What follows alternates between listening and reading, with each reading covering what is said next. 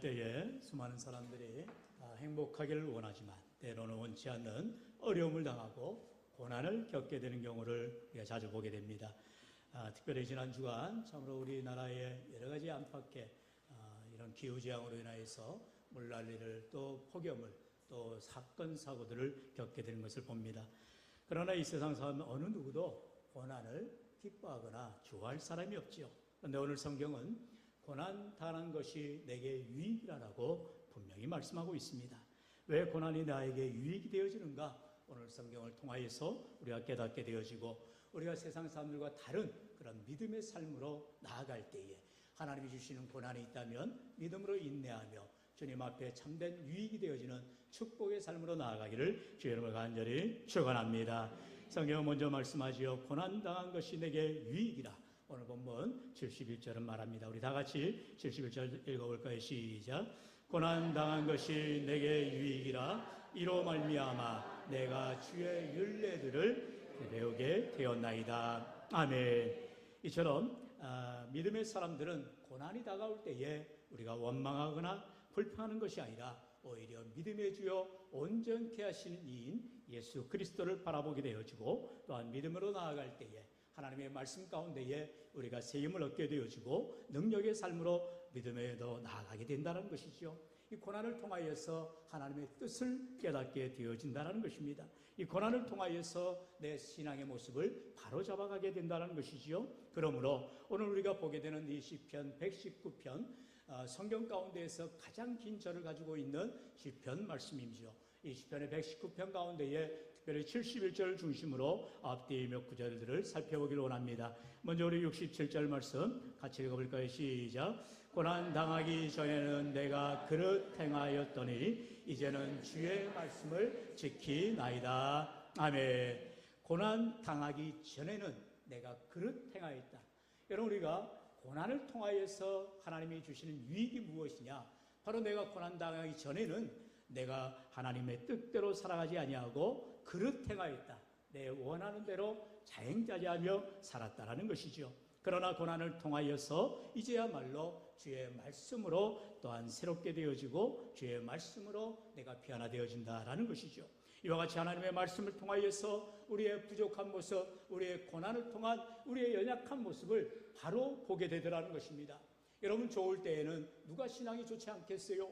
다 기도하고 감사하고 찬양하지요. 그러나 고난이 오고 어려움이 오고 슬픔이 오고 문제가 닥칠 때에 그때야말로 진정한 하나님 앞에 말씀을 붙들고 기도할 때요, 감사하며 찬양할 때요, 하나님의 은혜를 기다려야 할 때라는 것입니다. 50절에는 말씀하지요. 이 말씀은 나의 고난 중에 위로라. 주의 말씀이 나를 살리셨기 때문이라 말하고 있는 것을 봅니다. 주님이 주시는 고난, 이 고난이 바로 나에게 위로가 된다는 것은 바로 이 고난 가운데 하나님이 말씀하여 주시고 나를 위로하여 주시고 나를 살려 주시기 때문이라는 것입니다. 오늘 우리에게 하나님께서 고난만 주신 것이 아니라 고난을 헤쳐나갈 믿음과 말씀을 통한 능력을 더하여 주시는 줄로 믿습니다. 그러므로 고난을 당할 때에 하나님의 말씀을 붙드시고 하나님의 말씀을 통하여 위로받으시고 다시금 새 힘을 얻으시기를 주의 이름으로 축원합니다. 두 번째는 고난에 대해서 우리의 새로운 시각이 필요합니다. 바로 고난은 하나님 앞에 우리에게 주실 축복의 전주곡이라는 것이죠. 여러분, 전주곡이 무엇입니까? 본 찬양 전에, 본 곡 전에 들리는 그런 반주를 말하지요. 고난을 통하여서 하나님이 우리에게 정작 주고자 하시는 축복을 베풀어 주신다는 것입니다. 그렇기 때문에 고난은 축복으로 가는 과정인 것이지요. 이 과정을 통과해야 비록 우리가 지금 터널 가운데 있는 것 같고 앞뒤 꽉 막혀있는 어둠 가운데 있는 것 같지만 여러분, 터널과 굴의 차이가 무엇입니까? 굴은 개수가 있어 들어가면 들어갈수록 더 막혀있고 어둠이 오지만 터널은 통과하는 과정이요, 또한 그 터널 끝에는 밝은 빛이 기다리고 있다는 것이지요. 그러므로 이와 같이 고난은 축복의 전주곡임을 우리가 분명히 깨달을 때에 고난을 인내하게 되어지고 하나님의 은혜 가운데에 나아가게 되어지는 것입니다. 바로 로마서 5장 3절로 4절은 바울이 우리에게 고난에 대한 믿음의 말씀을 주고 있죠. 우리 3절로 4절 같이 읽어볼까요? 시작. 다만 이뿐 아니라 우리가 환난 중에도 즐거워하나니 이는 환난은 인내를, 인내는 연단을, 연단은 소망을 이루는 줄을 알미라. 아멘. 이처럼 환난만 주시는 하나님이 아니라, 고난만 주시는 하나님이 아니라, 환난은 연대를, 인내는 연단을, 연단은 소망을 이루게 한다는 거예요. 모든 것이 연결되어 있다는 것입니다. 우리에게 소망을 주시기 위해서, 우리에게 축복을 주시기 위해서 하나님이 때로는 원치 않는 고난과 환난과 아픔과 질병을 통하여서 우리로 하여금 하나님 앞에 인내하게 하시고 연단받게 하여 주신다는 것입니다. 우리가 왜 인내하게 되어지고 왜 연단을 받게 된다고요? 고난 때문이요, 어려움 때문이요, 문제 때문이라는 거예요. 어려움이 없다면, 고난이 없다면, 문제가 없다면 우리가 인내할 일도 연단받을 일도 없는 것이지요. 그러나 하나님께서 우리에게 이유 없는 고난을 주신 적이 없어요. 우리에게 이유 없는 어려움을 주신 적이 없어요. 이유 없는 문제도 주신 적이 없는 것입니다. 이 모든 고난을 통하여서, 이 모든 문제를 통하여서 하나님을 바라보라고, 하나님을 의지하라고, 우리에게 인내하라고 고난과 환난을 허락하실 때가 있다는 것입니다. 그래서 84절로 85절은 말하지요. 주의 종의 날이 얼마나 되나이까? 나를 핍박하는 자들을 주께서 언제나 심판하시리까? 주의 법을 따르지 아니하는 교만한 자들이 나를 해하려고 웅덩이를 팠나이다. 주의 법을 따르지 아니하는 교만한 자들이 나를 해하려고 웅덩이를 팠나이다. 누구예요? 바로 요셉의 형들이죠. 창세기 37장에 보면 요셉은 꿈꾸는 자라는 별명을 가지고 있죠. 그런데 그가 하나님의 사랑을 받고 또한 아버지 야곱의 사랑을 받으니 형제들이 얼마나 시기하고 질투한지 모릅니다. 그러다 이제 어느 때가 되었을 때에 요셉을 그만 어떻게 합니까? 웅덩이에 던져 넣어버리는 것입니다. 그리고 지나가는 바로 이 대상들이죠. 바로 이 대상들에게 팔아가지고 노예로 애굽으로 멀리 보내버리게 된 것입니다. 잘 알듯이 창세기 38장에 보면 이제 39장에 요셉이 그처럼 요셉의 노예로, 애굽으로 노예로 팔려가서 수많은 고생을 합니다. 보디발의 집에서 이제 가정 총무가 되어지지만 억울하게 누명을 받아서 또 감옥으로 갇히게 되어집니다. 그러나 감옥 가운데에서도 요셉은 자기를 이곳 가운데에 노예로 판 형들을 원망하지 않았어요. 그리고 자기를 억울하게 감옥에 갇히게 한 보디발의 아내도 원망하지 않았어요. 여러분, 요셉은 하나님만 바라보는 것입니다. 비록 지금 내가 웅덩이에 갇히고 감옥에 갇히고 고난 가운데에 어려움 가운데에 내몰려졌지만 하나님이 나를 지켜보고 계신다. 나와 함께하여 주신다. 그러므로 인내하게 되어지고 참게 되어지더라는 것입니다. 무려 그 세월이 13년의 세월이 지나갑니다. 여러분, 17살인 요셉의 이 청년의 시기에 이제 그만 형들의 미움을 받아서 웅덩이에 빠지고 노예로 팔려가게 되어지고, 그리고 멀리 애굽으로 팔려나간 요셉은 아무도 알지 못하는 곳에서 고통과 고난 가운데 있지만, 또 억울한 누명을 받아서 감옥에 갇히게 되어지지만 어느 누구도 요셉을 구원하지도 도와주지 않지만 하나님은 13년이 지난 후에 어떤 일이 일어나렵니까? 놀라운 일을 감당하게 하시지요. 우리 창세기 41장 38절로 41절의 말씀 저아름에 앉으시 교독해 봅니다. 바로가 그의 신하들에게 이르되 이와 같이 하나님의 영에 감동된 사람을 우리가 어찌 찾을 수 있으리요 하고,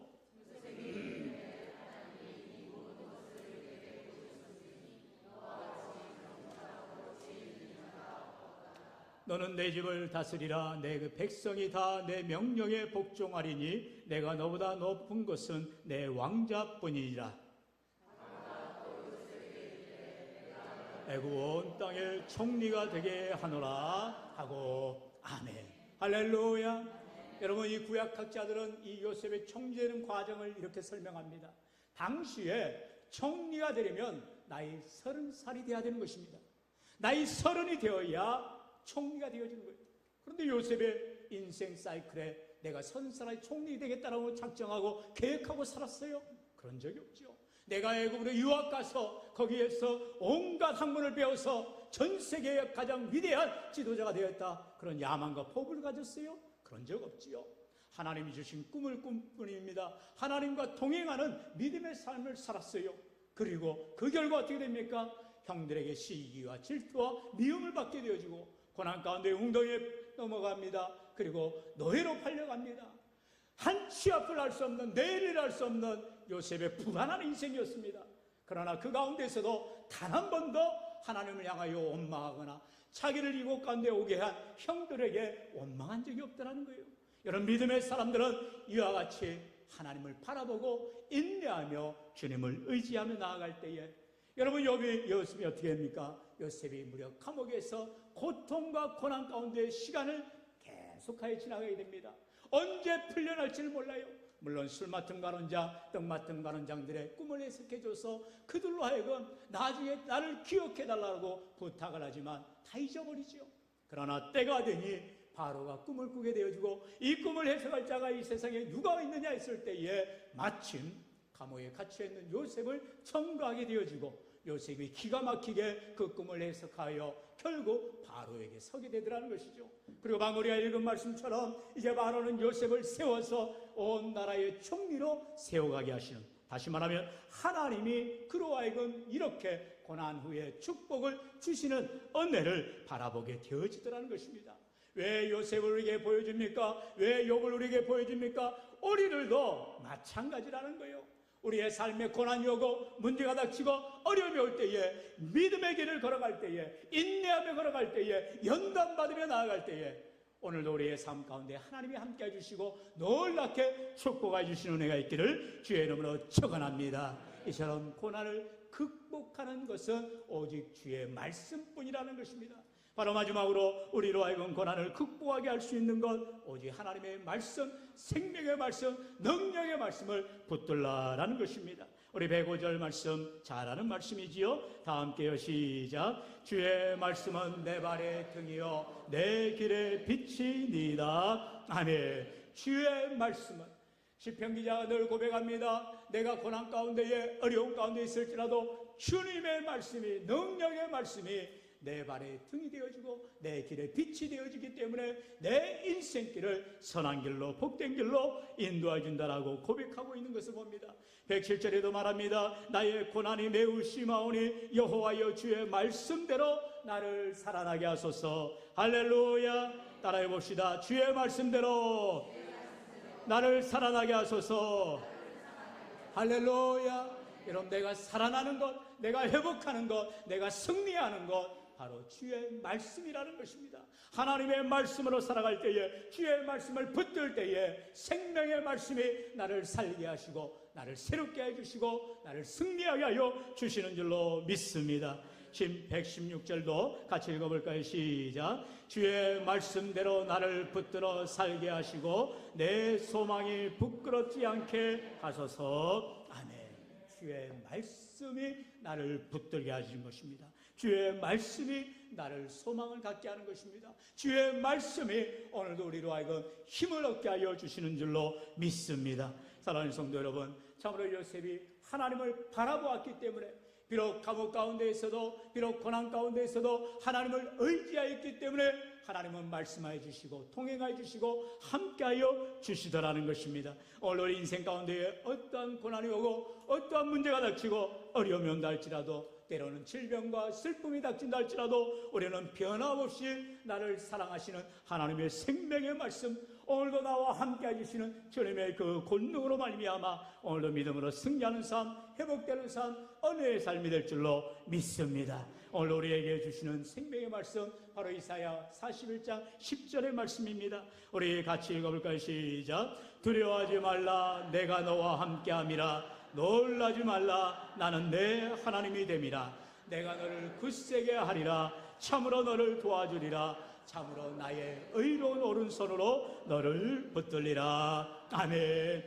저와 여러분을 하나님께서 여전히 붙들어 주시고 함께 해주시는 것은 바로 하나님의 생명의 말씀이라는 것입니다. 오늘도 우리를 하나님의 고난 가운데서, 어려움 가운데서도 변함없이 우리를 복된 길로, 의의 길로 걸어가게 하시는 것, 하나님 우리와 함께 해주시고 나를 붙들어 주시고 나를 건져 주시고 나와 동행하여 주시는 은혜가 있기 때문인 줄로 믿습니다. 그러므로 오늘도 우리의 삶에 어떠한 고난이 온다 할지라도, 폭우가 몰아친다 할지라도, 폭염에 몰려온다 할지라도, 어떠한 문제가 닥친다 할지라도, 내일 일을 알지 못하는 삶이라 할지라도, 때로는 질병으로 인하여서 고난이 엄습한다 할지라도 우리는 두려워하지 않을 것은 하나님의 생명의 말씀이 나를 붙들어 주시고 함께 해주시며 오늘도 믿음으로 살아가는 저와 여러분 모든 삶이 되시기를 주의 이름으로 간절히 축원합니다. 축원합니다.